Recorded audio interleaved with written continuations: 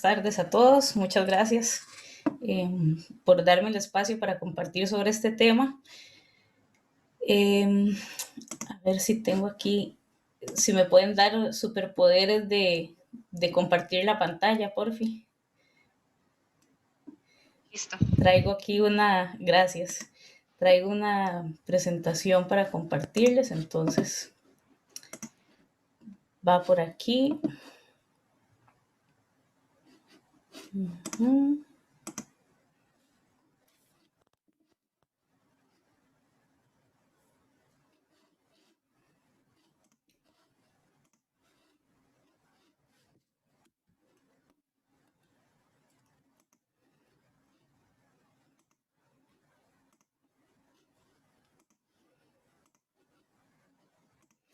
Listo, es que me gusta tener el láser para poder ir señalándoles algunas cosas.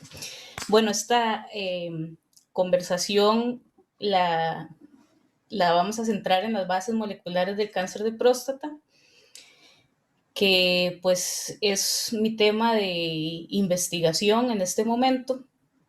Sin embargo, pues a veces hablar de la biología molecular de cualquier tema resulta bastante complejo, entonces mi objetivo es presentarles esta información de una manera más cercana y un poquito tal vez vinculada también a la práctica clínica y pues ojalá que se entienda como un tema necesario de conocer, eh, que no es tan complicado como a veces creemos, de manera que pueda ser cercano también para la práctica profesional de todos y por eso decidí organizar la charla en 3 partes. Primero vamos a hablar de algunas generalidades sobre el cáncer de próstata.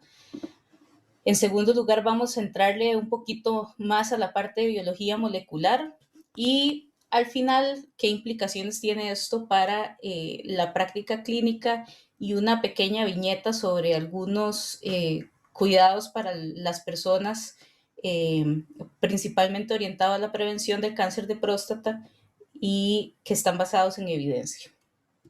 Así que voy a iniciar con las generalidades del cáncer de próstata. Y pues es bastante conveniente hablar de la epidemiología del cáncer de próstata.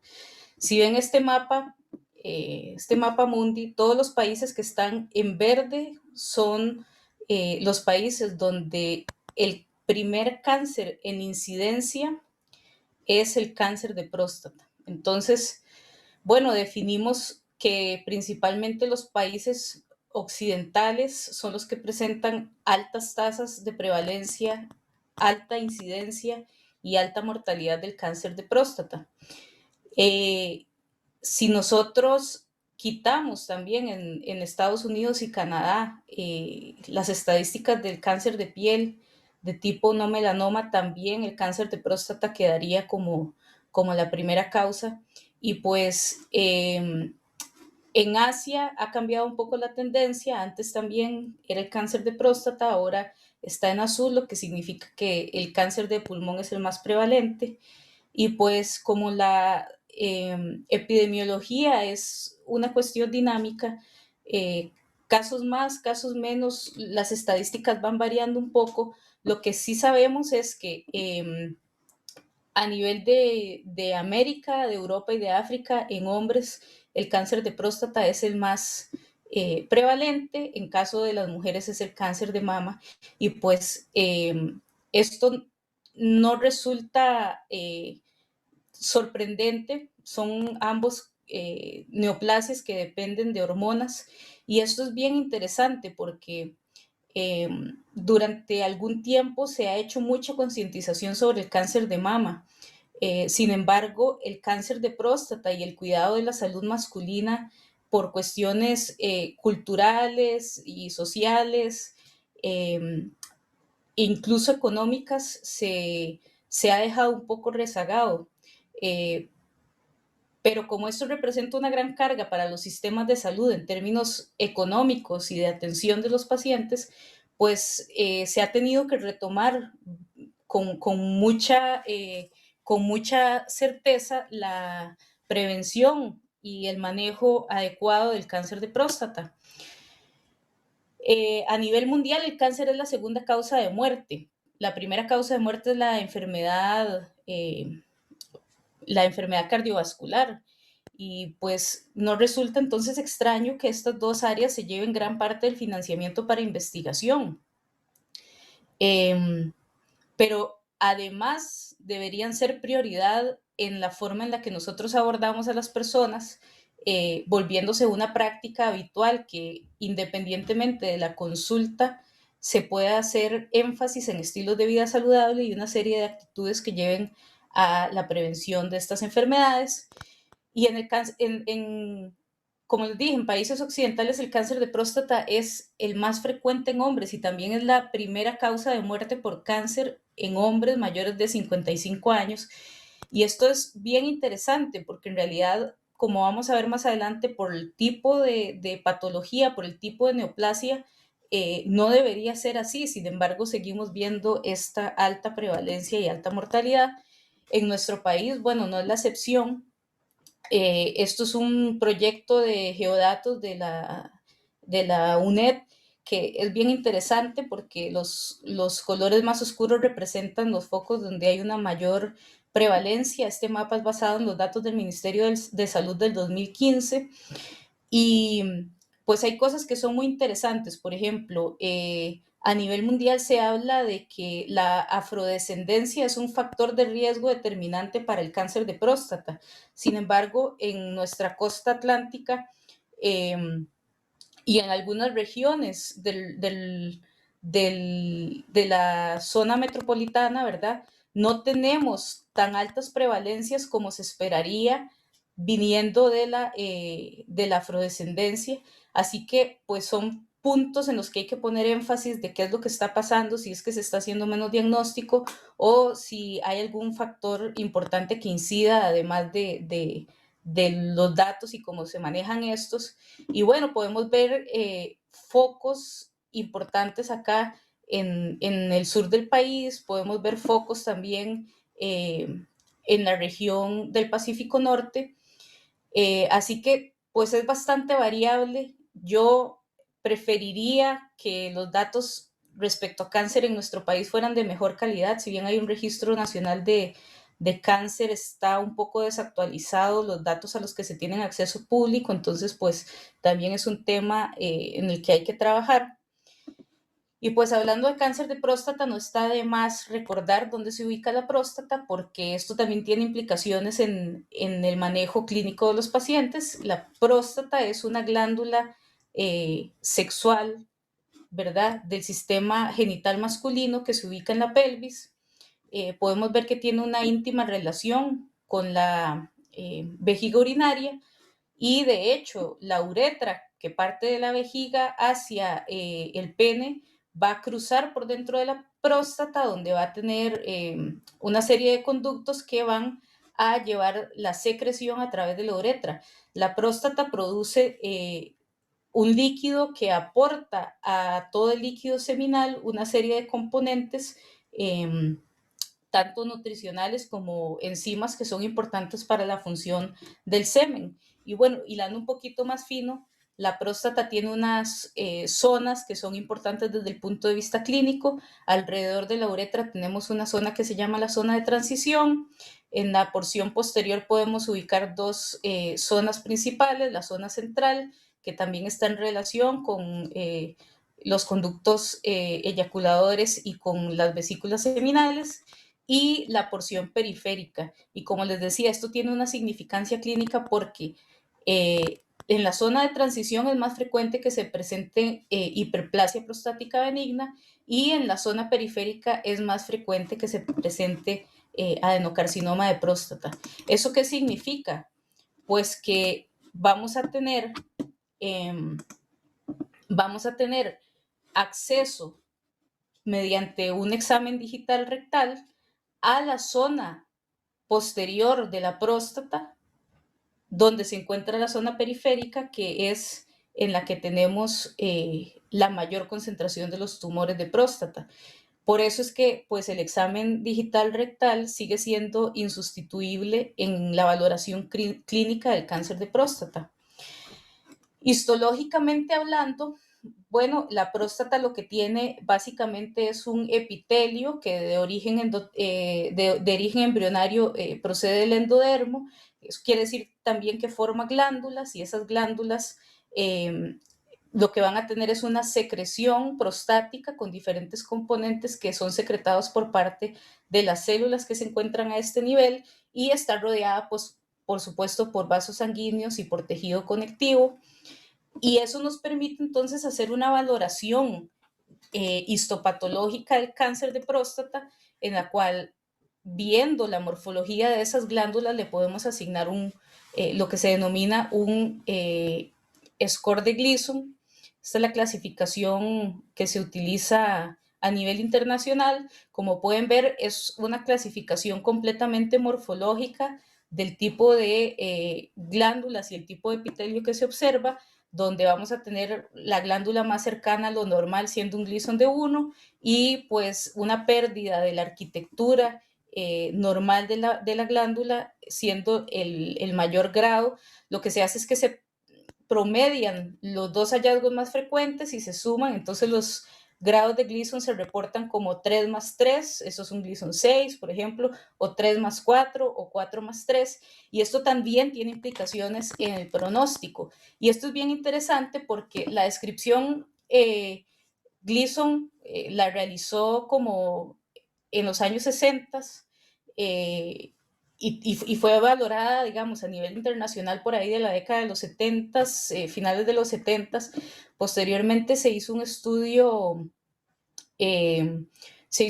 transversal en veteranos en Estados Unidos y se observó que el grado histológico correlacionaba con la mortalidad, lo que significaba que los carcinomas más desdiferenciados pues también tenían peor pronóstico. Y esto resulta bastante sorprendente porque desde 1960 hasta el día de hoy se sigue usando la misma clasificación. Se le han hecho revisiones, por supuesto, pero fue una observación bastante adecuada para la época en la que se hizo, de manera que se sigue usando hasta el día de hoy. Vamos a ver aquí. Y bueno, la otra cosa que hace que podemos identificar tal vez en nuestra memoria con respecto al tamizaje de cáncer de próstata es el antígeno prostático específico. El antígeno prostático específico es una proteína, recibe otro nombre, también se llama calicreína 3 y eso nos permite ubicarlo en un gran grupo de proteínas que se llaman las calicreínas, que tienen funciones de proteasa, o sea, que cortan proteínas y las vuelven en algo más. Y el epitelio de la próstata tiene todo un metabolismo para la producción del antígeno prostático específico y pues existe un cierto nivel basal circulante del antígeno prostático específico en la sangre. Sin embargo, en el momento en el que se rompe la membrana basal, recordemos que todos los epitelios tienen una membrana basal, en el momento en el que se rompe la membrana basal y permite que el antígeno prostático específico llegue al torrente sanguíneo, entonces ahí es cuando pueden aumentar los niveles del antígeno prostático específico en la sangre. Lo que se mide es básicamente por un inmunoensayo de aglutinación de látex, la concentración que hay del antígeno prostático específico en la sangre. El problema de esto es que, bueno, no se presenta realmente un aumento en la producción del antígeno prostático específico, sino más bien una disrupción a nivel celular en la próstata. Eso quiere decir que cualquier cosa que provoque esa misma disrupción podría darnos aumento en el nivel del antígeno prostático específico, lo cual quiere decir que, por ejemplo, la hiperplasia prostática, la prostatitis, el trauma de la próstata, todas esas son posibles causas de un aumento en el antígeno prostático específico. Así que en realidad no es tan específico, tampoco es tan sensible.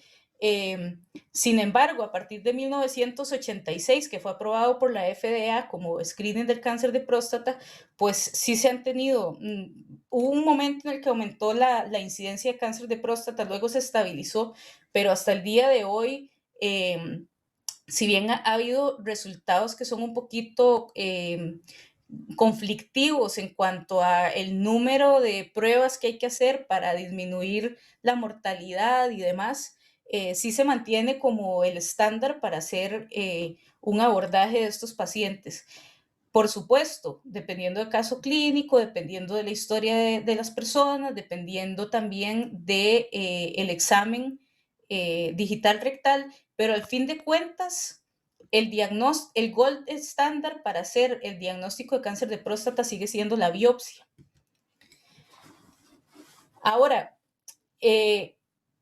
la próstata, y voy a empezar hablando de la parte molecular con lo que es característico en el metabolismo dentro de las células de la glándula prostática, es la presencia de esta proteína que es el receptor de andrógenos.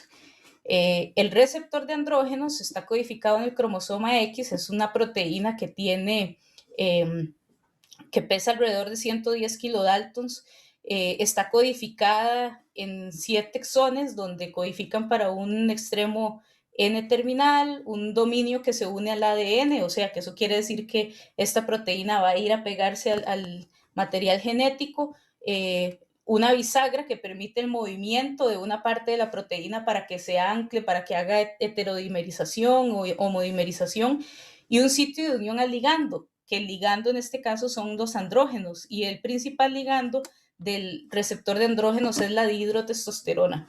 Entonces, en una célula de la próstata, lo que uno tendría es ahí el receptor de andrógenos viviendo de manera libre en el citoplasma unido a una proteína chaperona que se llama la heat shock protein 90, y pues viene del metabolismo, donde los esteroides son precursores de las hormonas, ¿verdad?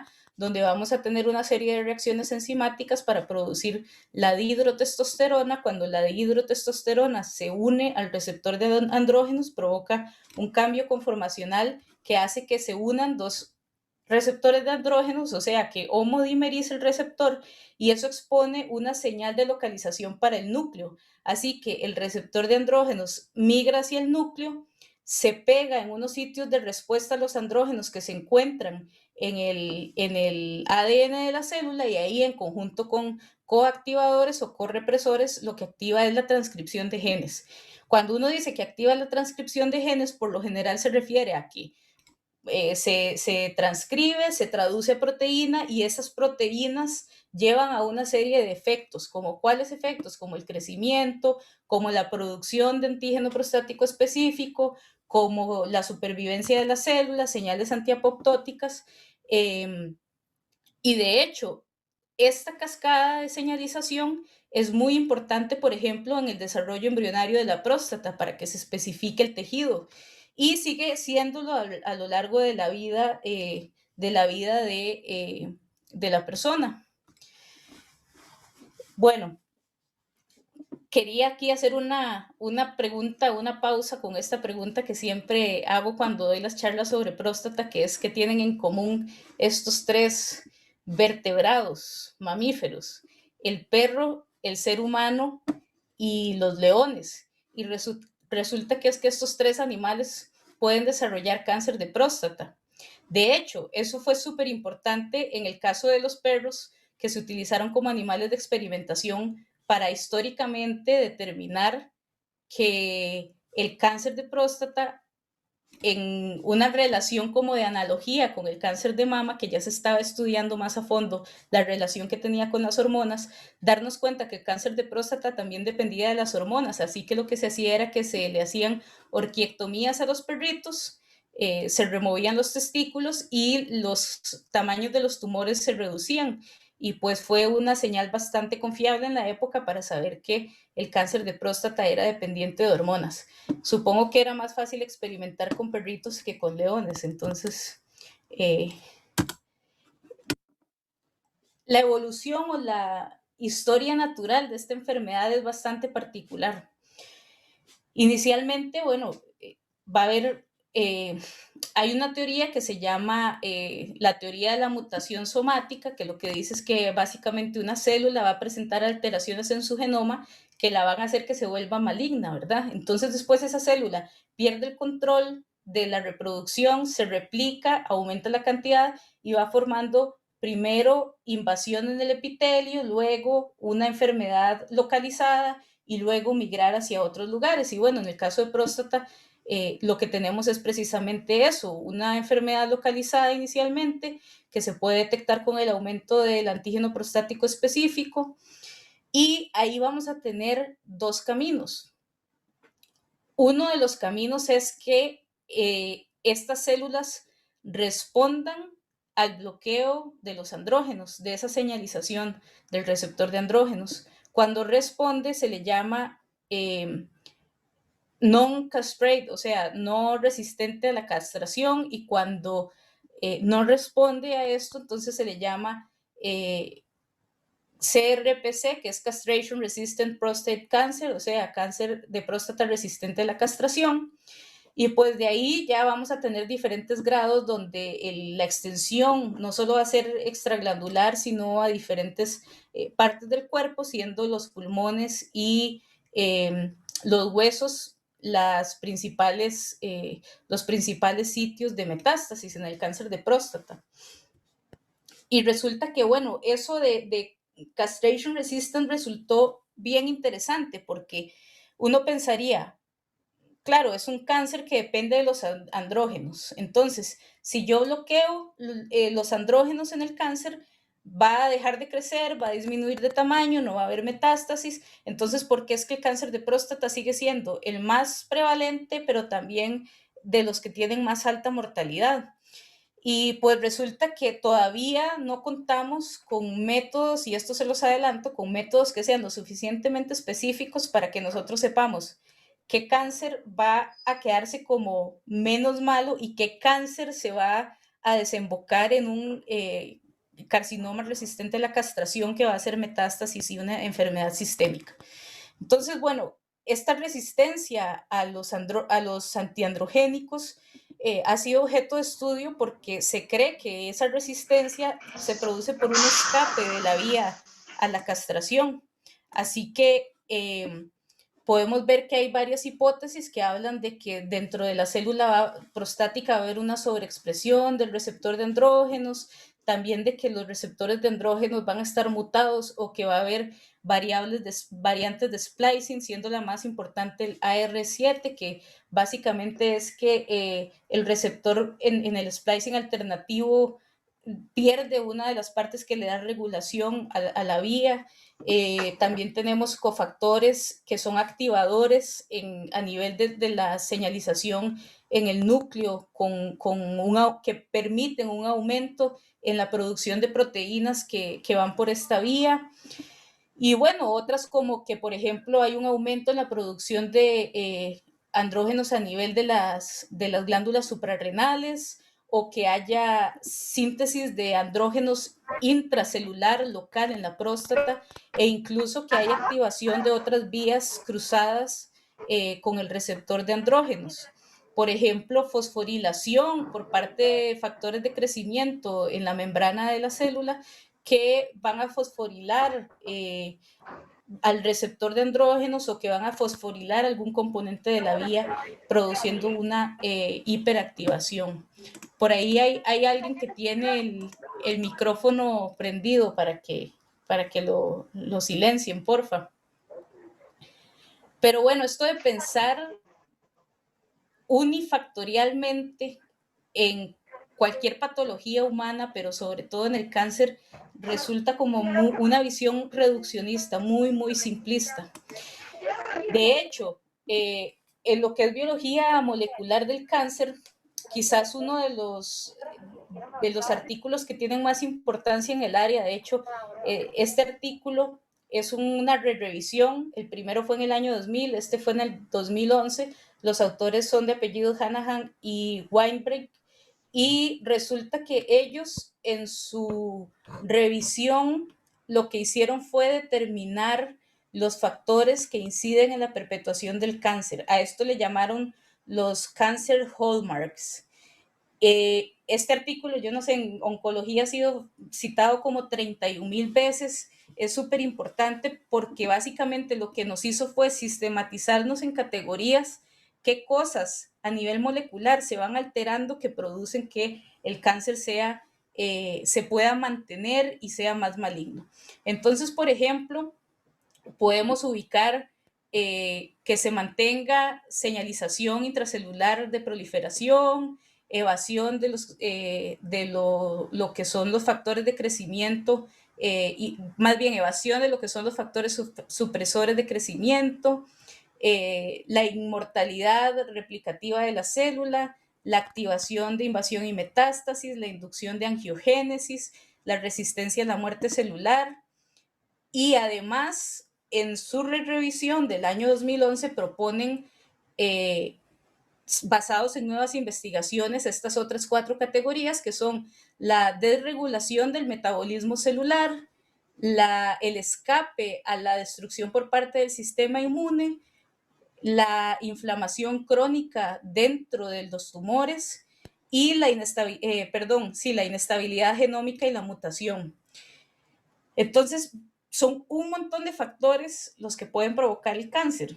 Por tanto, pensar que solamente era una cuestión de andrógenos y receptor de andrógenos y lo bloqueamos, era muy sencillo, muy simplista. Yo, como esto es un tema tan grande, para no hacer la charla muy larga, voy a hablarles de una serie de marcadores moleculares. Mi interés es principalmente en proteínas, entonces me voy a centrar un poco en eso, que son interesantes desde el punto de vista de lo que pueden significar en el estudio principalmente histopatológico de los tumores, en lo que puede representar para el pronóstico para las enfermedades, pero también un poco de lo que es más novedoso en el área. Y para esto, pues siempre nos tenemos que contextualizar en que esa vía de señalización de los andrógenos está presente y se va a entrecruzar con todo esto. Por eso es que hay marcadores como el antígeno prostático específico o marcadores de proliferación como el Ki67 o el propio receptor de andrógenos que se utilizan de base para evaluar molecularmente estos tumores. Y voy a empezar hablando de esta vía, de la vía de PTEN. PTEN es una proteína que funciona como una fosfatasa lipídica y lo que hace es convertir el fosfatilinositol trifosfato en fosfatilinositol bifosfato, o sea, le quita un fosfato. Entonces, cuando se presenta la vía contraria, o sea, que pasamos del PIP2 al PIP3 por la fosfatilinositol 3 quinasa, resulta que esto es una vía conocida de crecimiento, de proliferación, de supervivencia, de migración, etc. Entonces, resulta que, bueno, esto depende de otra quinasa, de la KT, ¿verdad? Y de una vía de señalización que es el target de rapamicina. Así que si nosotros tenemos mucho PIP3, vamos a tener mucho de esto, crecimiento, proliferación, supervivencia. Lo que hace el PTEN entonces es bajarnos la concentración de ese fosfatilinositol trifosfato y pues también tiene una actividad de proteína fosfatasa donde lo que hace es como inhibir factores que también van a provocar esa proliferación y demás. Cuando esto está mutado, y principalmente lo que hay en casos de cáncer de próstata, bueno, en casos de cáncer en general es de lesión del PTEN, resulta que entonces se pierde este control y se va a favorecer la vía de proliferación en las células. La segunda proteína de la que les quería hablar es de esta, el WNT. WNT viene de Winless y es que, bueno, es una proteína que se ha estudiado mucho en el desarrollo embrionario. Winless es porque cuando mutaban esta proteína en la drosófila, la mosca de la fruta, que es uno de los modelos animales de estudio de genética más utilizados, las mosquitas nacían sin alas, entonces le pusieron wingless y por eso se llama WNT. No es raro esta relación, por eso también elegí hablarles de esta proteína. No es rara esta relación en que esas vías que son normales para el desarrollo embrionario y que se estacionan en algún momento de la vida adulta, ya cuando los órganos están maduros, tengamos como una regresión de fenotipo en los cánceres, ¿verdad? Entonces, vamos a tener tumores que tienen activadas estas vías del desarrollo embrionario porque en el desarrollo embrionario lo que necesitábamos era que la célula creciera, que migrara, que proliferara. Así que una célula adulta que pierde esta regulación, pues va a ser exactamente lo mismo. El WNT es una vía bastante compleja, de hecho tiene una vía de señalización que se llama canónica, que depende de esta otra proteína que se llama beta-catenina, y tiene una vía de señalización no canónica que es independiente de la beta-catenina, que más bien depende de calcio y, bueno, hay otra vía que es de polaridad celular planar, que tiene que ver, esas tienen que ver más con quinasas y con fosforilación, pero que también provocarían proliferación. En el caso de la vía canónica, hay varios de estos componentes. Normalmente lo que sucede es que el WNT, cuando no está unido a sus receptores, que son que se llama Frizzle, y estos correceptores, los LRP, la betacatenina está atrapada por un complejo de degradación. Quizás hay algunas cosas por aquí que les suenen conocidas, como tal vez la GCK3 o el APC, que es una proteína que es bastante conocida en relación con el cáncer de colon, adematosis poliposis coli se llama, y esta cuestión lo que hace es que provoca degradación de las proteínas. Entonces, bueno, normalmente ahí la betacatenina está atrapada por ese complejo, se degrada y no provoca ninguna señalización, pero cuando se une el WNT a sus receptores, se provoca que se libere la beta-catenina, que se va a unir a factores de respuesta en el genoma y también pues lo que va a hacer es producir proteínas, crecimiento, proliferación y demás. Pero además hay por ahí una vía que es independiente de esta señalización, que tiene que ver con esta otra cosilla que se llama Dis-Hebel, que es uno de los cofactores de esta vía de señalización, que lo que permite es estabilizar otras proteínas que tienen que ver más bien con mitosis y con el ciclo celular, entonces provoca también división celular y proliferación. Entonces, como pueden ver, es una vía que está íntimamente relacionada con eso. Y pues aquí se ha estudiado muchísimo la relación del WNT, de la betacatenina. En tumores de próstata se ha visto que están aumentadas las dos. Sin embargo, ahora las investigaciones van más por el lado de los cofactores, como este que se llama DCOFT y Dis-Hebel, y de las LRPs, porque parece que, bueno, son un poco más específicos en las alteraciones que presentan en los diferentes tumores. En tercer lugar, les voy a hablar de esta que esto es un tema bastante reciente en cuanto a proteínas. El SPOP, esto es una proteína que se denominan E3 ligasas y lo que hacen es que intervienen en la degradación de otras proteínas. Es lo que se llama el sistema de proteostasis. Esto es bien interesante porque, bueno, la ubiquitina es una pequeña molécula que funciona como una modificación posttraduccional en las proteínas y utiliza unas enzimas para unirse, unas enzimas que son activadoras, enzimas que trasladan esta ubiquitina al sustrato a través de estas enzimas que se llaman las E3 ligasas, que lo que hacen es aproximar el sustrato, la proteína que uno quiere ubiquitinar, así es como se llama, y pasarle la ubiquitina. Entonces, una vez que se forman esas cadenas de ubiquitina, el proteosoma, que es otra proteína compleja, lo que hace es tomar esa proteína que está marcada y degradarla en péptidos y posteriormente en aminoácidos. Así que ese control que hay de la proteostasis es súper importante, porque ¿qué sucede cuando se acumula mucha proteína en una célula? Pues se va a volver más bien tóxico, ¿verdad? La homeostasis celular es bastante fina, bastante regulada, entonces son sistemas que tienen que estar funcionando al 100%.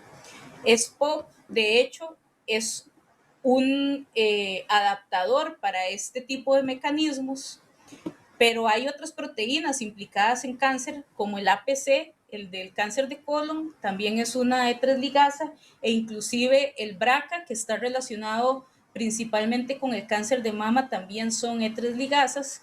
Y bueno, entonces, en este caso, el SPOP en específico se ha visto en relación con procesos donde cuando no se da adecuadamente esa proteostasis de estas proteínas que están aquí a la izquierda, pues se presentan estos mecanismos de proliferación que están aquí a la derecha. O sea, que puede promover básicamente mecanismos que tienen que ver con los hallmarks que les presenté hace poquito, ¿verdad? Con crecimiento celular, migración, invasión, con el envejecimiento de la célula, con factores de infiltración linfocítica y supervivencia que también tienen que ver con el microambiente inflamatorio dentro del tumor y también con la resistencia, mecanismos de resistencia a los tratamientos que se utilizan habitualmente para el cáncer de próstata.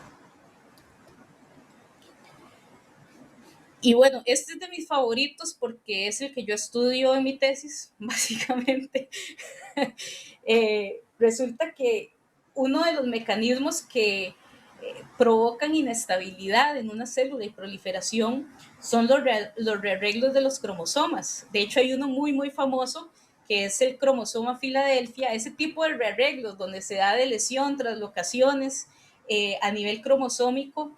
Inicialmente se pensaba que tenían que ver solamente con eh,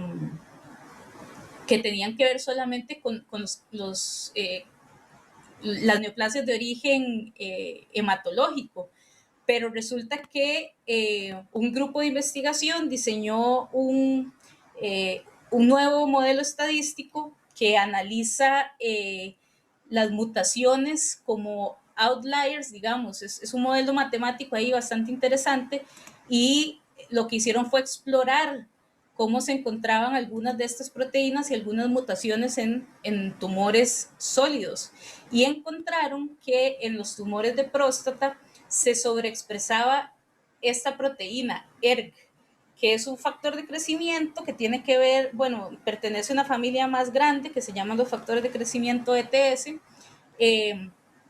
Y resulta que, pues, claro, ya al explorar las células en modelos celulares in vitro, pero posteriormente también se hizo en pacientes, vieron que efectivamente ERG puede provocarse una lesión en el espaciador entre esta proteína, que ya les voy a hablar de esta, y el ERG, o que directamente puede darse aquí una translocación entre este pedacito del genoma y ERG queda al puro lado de esta proteína. La TMPRSS2 es una serin proteasa. Esto es bastante interesante porque si han leído algo sobre COVID, el SARS-CoV-2 puede entrar a las células uniéndose a una proteína LACE2, pero necesita un priming, el virus. Entonces, esta serin proteasa corta una parte de la espiga del coronavirus y permite que se una ávidamente al receptor de la célula humana y que la infecte.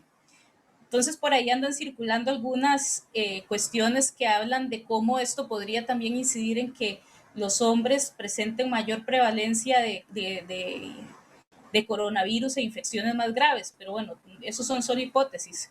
Pero resulta que es que esta proteína está bajo el control de los andrógenos. Entonces, lo que les enseñé de la marca del receptor de andrógenos, cuando se hace heterodimerización y migra, bueno, una de las cosas a las que se une en el genoma es a esto, al TMPRSS2 lo estimula, y lo que sucede es que cuando se dan estas deleciones o translocaciones, que cuando se transcribe el TMPRSS2, también se transcribe el ERK, y ese es un factor de proliferación, de crecimiento, de migración, etcétera. De hecho, bueno, nosotros hicimos una revisión de varias cortes a nivel mundial, y lo que nos dimos cuenta es que igual en los países occidentales, donde hay mayor prevalencia del cáncer de próstata, también hay mayor prevalencia de tumores que son ER positivos. De hecho, bueno, nosotros hicimos nuestro estudio en Chile, donde encontramos casi un 40%, en Sudamérica el otro estudio que hay es en Brasil, pero pueden ver que si bien son bastante variantes los porcentajes de pacientes positivos por ese arreglo cromosómico, principalmente se presenta en esta región de América y Europa, ¿verdad? Vean que, por ejemplo, en China y en Japón los porcentajes son menores al 20%.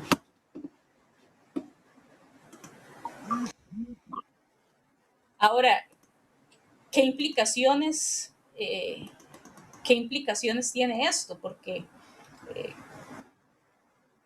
para mí, que lo estudio, es como bien interesante, pero si no tiene una aplicación de corte clínico, poco importa, ¿verdad? De que tenga una repercusión en los pacientes. Esta es una de las guías de manejo de cáncer de próstata. Hay varias, dependiendo, por ejemplo, la Sociedad Urológica Americana maneja unas, luego, dependiendo de los centros, se manejan otras, pero casi todas coinciden en algunas cosas. Por ejemplo, cuando es una enfermedad localizada, uno hace un abordaje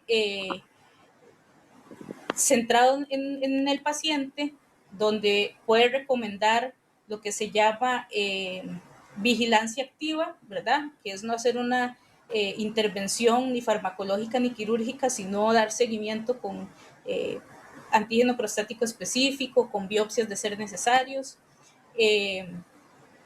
Y se puede hacer también la intervención sin necesidad de hacer la cirugía, dando alguna otra serie de tratamientos, pero también se puede optar por hacer radioterapia o prostatectomía radical.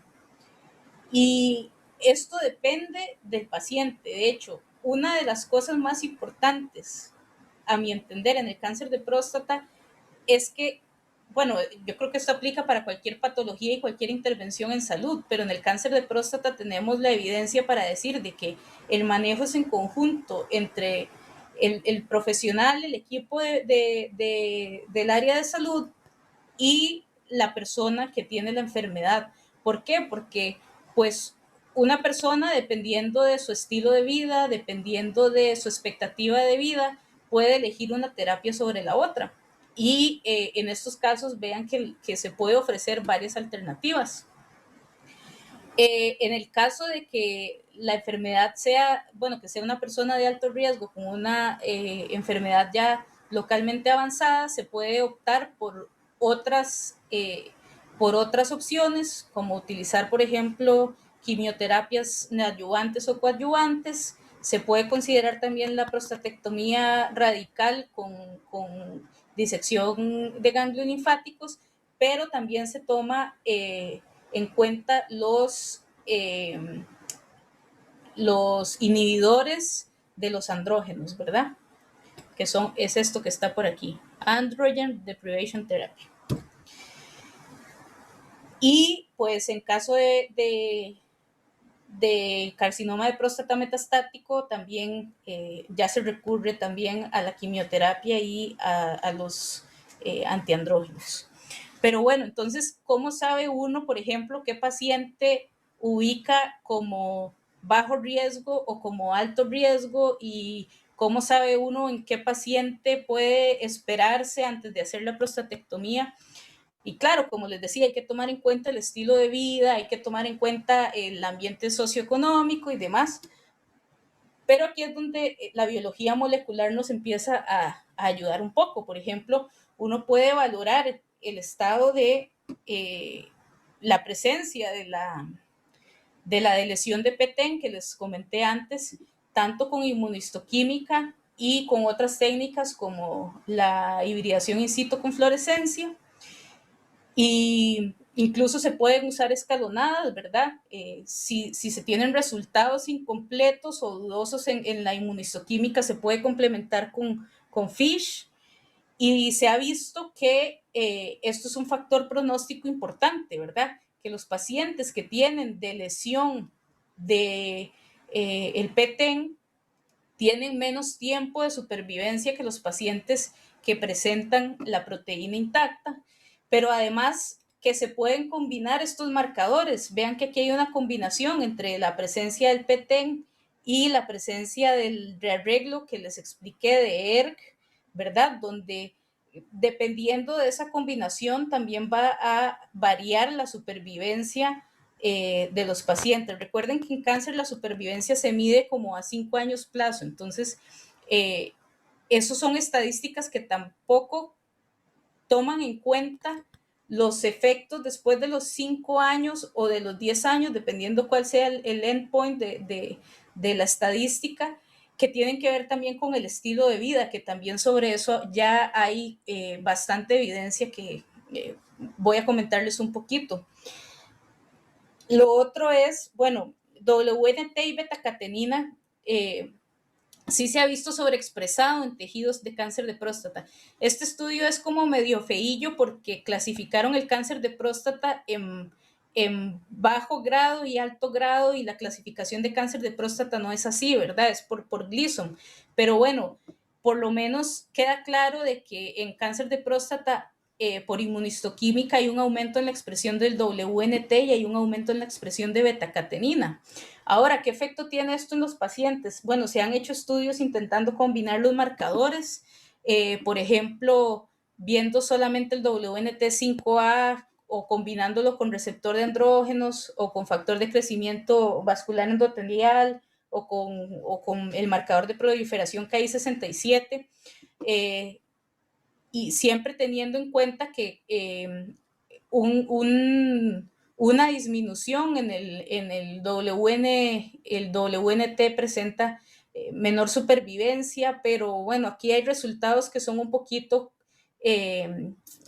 conflictivos porque algunos no son estadísticamente significativos, pero viendo esa cascada río abajo de esa misma vía de señalización, WNT, aparecen otros receptores, otras proteínas como el DIC-COF, que presentan claramente un incremento en su expresión y una disminución en la sobrevida de los sujetos que tenían sobreexpresión en los tumores de esta proteína.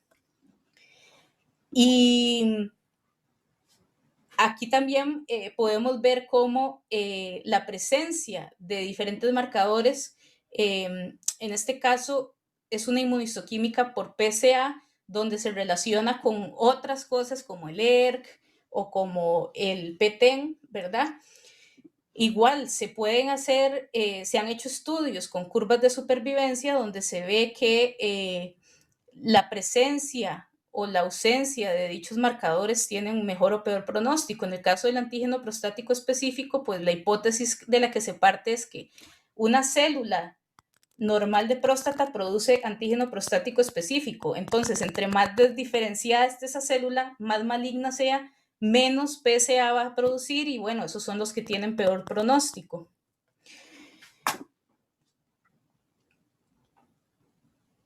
Entonces, bueno, como pueden ver, el panorama es bien amplio. Hay algunos factores moleculares que ya se han empezado a consolidar para poder hacer valoraciones en la severidad de la enfermedad y en el pronóstico, pero también que hay opciones terapéuticas claras, por ejemplo, la radioterapia, la quimioterapia, la deprivación de andrógenos, las orquiectomías, pero ¿qué pasa? Que todo esto tiene efectos secundarios, ¿verdad? Por ejemplo, y esto tiene mucho que ver con calidad de vida de los pacientes. En pacientes que se han tratado en cáncer que está localizado, eh, que se han tratado con radioterapia y que se han tratado con prostatectomía, valores más, valores menos, pero a largo plazo, por ahí hay un estudio en el New England que ven hasta 15 años post tratamiento, donde se puede observar que los efectos secundarios relacionados con la intervención, centrado en tres, que son la incontinencia urinaria, la disfunción eréctil y la función intestinal, se ven alterados a largo plazo. Y bueno, quizás algún factor contribuyente es que el cáncer de próstata se diagnostica en mayores de 55, por ahí de los 60, 65 años es donde está el pico de diagnóstico, y por supuesto que también son funciones que van a ir decreciendo con la edad. Sin embargo, sí, en los primeros 2, 3 años son efectos secundarios que para estas personas tienen repercusiones importantes en su calidad de vida.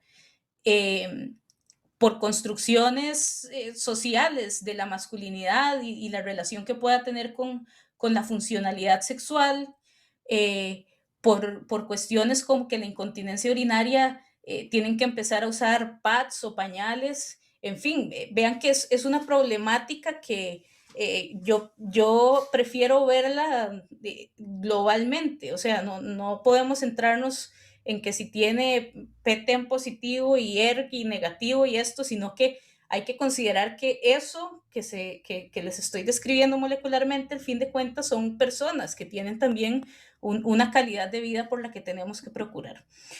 Entonces, bueno, los tratamientos tienen efectos secundarios, también el problema de resistencia a los andrógenos que les expliqué, y por ahí se ha implementado cosas como los antiandrogénicos de segunda generación, que son más específicos y esto. Ahora, yo quiero llevarlos a la otra dimensión, que son las nuevas terapias que se están implementando, que se llaman PROTAC, que son proteólisis dirigidas por quimeras. De hecho, este que se llama el ARV771 es el primer PROTAC que está en ensayo clínico fase 1 para cáncer de próstata. Me parece que es el primer PROTAC que está en ensayo clínico para cualquier tipo de carcinoma, de hecho.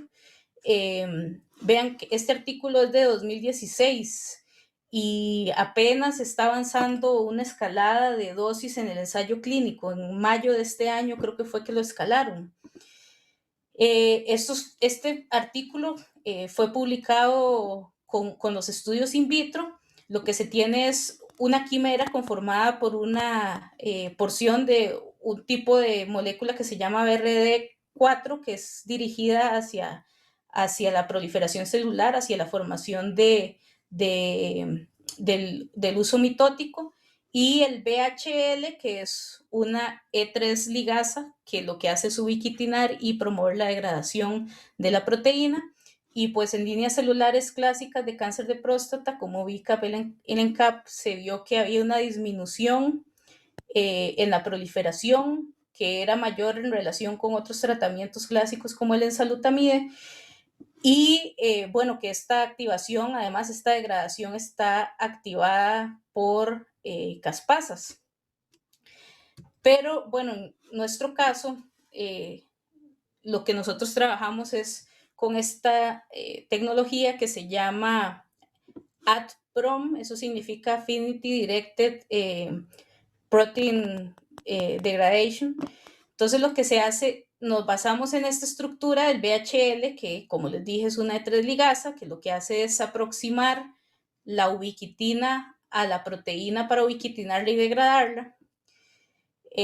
La tecnología se probó utilizando unas moléculas unos anticuerpos dirigidos contra una proteína fluorescente verde que está unida a otra proteína que es la que uno quiere degradar. Entonces, bueno, cuando el complejo de la ubiquitin ligasa se une por ese anticuerpo a esta proteína verde, lo que hace es ubiquitinar la molécula que uno quiere degradar y pues se degrada. Por eso se llama affinity directed.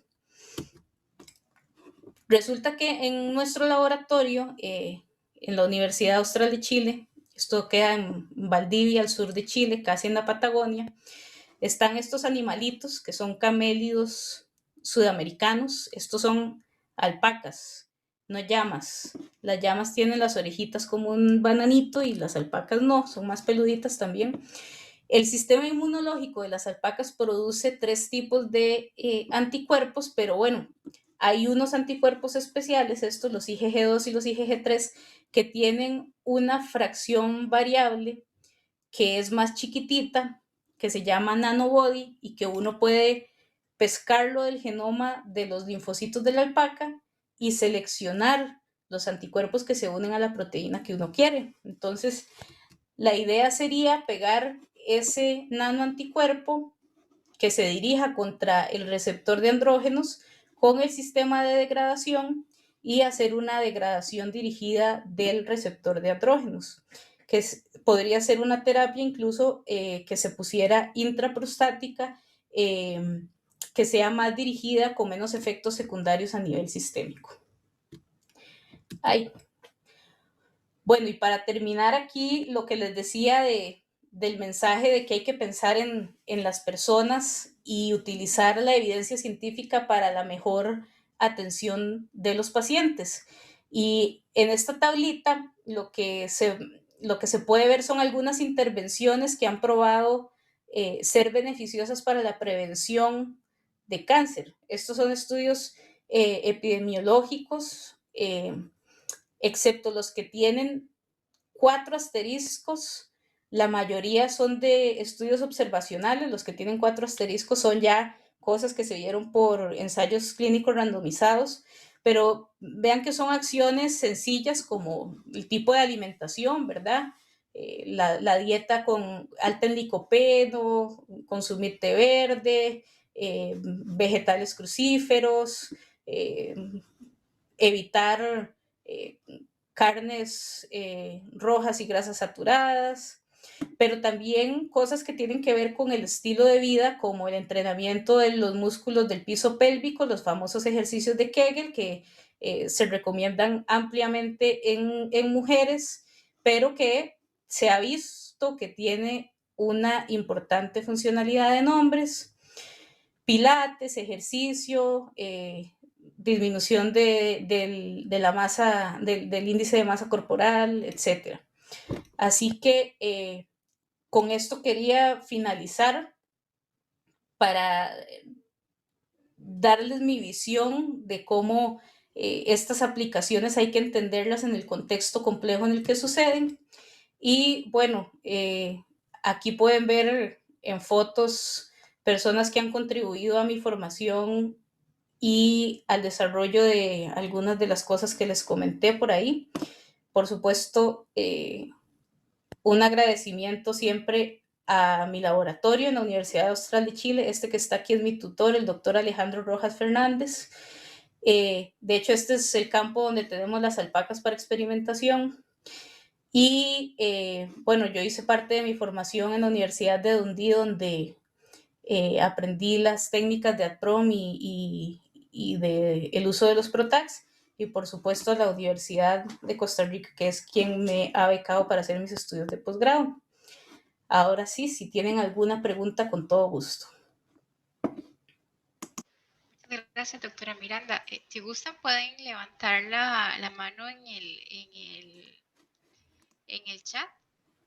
Pero eso lo pueden hacer también participantes, pueden levantar la mano.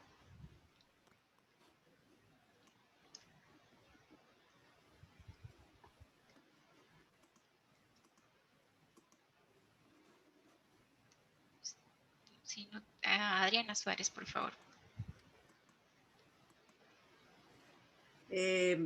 Muchas gracias, buenas tardes a todos y a todas. Saray, pues muy impresionada por su trabajo y primero que todo felicitarle y agradecerle su disposición por compartir con nosotros tan importantes investigaciones. A mí me llama la atención de todos de estos hallmarks que usted mencionó del cáncer, que muchos de ellos también están mencionados como hallmarks del envejecimiento, ¿verdad? Por ejemplo, todo lo que es la disregulación metabólica o energética, los estados proinflamatorios, las mutaciones, la inestabilidad genómica, problemas con la proteostasis, problemas inmunológicos, que también se mencionan como hallmarks del envejecimiento. Y siendo este un tipo de tumor que es más frecuente, casi que, bueno, la prevalencia es tan alta que es casi que hombre mayor de X años, cáncer de próstata, ¿verdad? Es algo dramático. ¿Cómo ve usted esa relación entre esos hallmarks del envejecimiento y los del cáncer? Sí, bueno, es que esto, yo creo que eso es parte de la complejidad que yo les comentaba, ¿verdad? Porque también puedo pensar en que muchos de estos procesos, como la inflamación crónica, tienen que ver con otras enfermedades crónicas que también tienen que ver con la vejez, como la enfermedad cardiovascular o la diabetes. Y claro, son problemas que estamos viendo ahora que en ciencias médicas tenemos resueltos una serie de problemáticas y aumentamos la expectativa de vida. Entonces, el límite entre lo que es envejecimiento normal y cosas que van asociadas al envejecimiento normal y los momentos en los que hay que intervenir son como bastante finos, ¿verdad? La línea divisoria ahí es bastante fina. Lo que yo sí creo es que la perspectiva tiene que ser como desde el punto de vista de calidad de vida. Entonces, bueno, en el caso del cáncer de próstata, creo que hay una señal bastante clara que es que hay carcinoma de próstata metastásico que es muchísimo más agresivo, que provoca enfermedad sistémica. ¿Cómo podemos hacer para saber qué pacientes van a evolucionar hacia eso y qué pacientes no? Porque en definitiva eso debería ser determinante para el tipo de manejo que se va a dar. Y ahí es donde yo creo que vale la pena meterse en la parte molecular, porque creo que efectivamente ahí hay claves importantes para poder buscar soluciones. Pero sí, sí, usted tiene razón, son características que están compartidas y que yo creo que todavía no tenemos la capacidad de discernir con claridad qué es envejecimiento, o sea, qué procesos de estos son normales y no los vamos a poder revertir y simplemente son cosas que van a suceder, porque tampoco, y esto ya es un debate más filosófico, tampoco yo creo que la tendencia sea buscar uno la inmortalidad y todas esas cosas, ¿verdad? Sí, sí, muy interesante. Si me permiten, ¿puedo hacer otra pregunta? Claro, adelante. Sí. Entonces, la edad de diagnóstico, o entre más viejo sea la persona, ¿han visto que haya alguna diferencia con la sobrevivencia o con si es metastásico o la agresividad del cáncer de próstata? No, en realidad, bueno, entre mayor se diagnostique, sí se diagnostican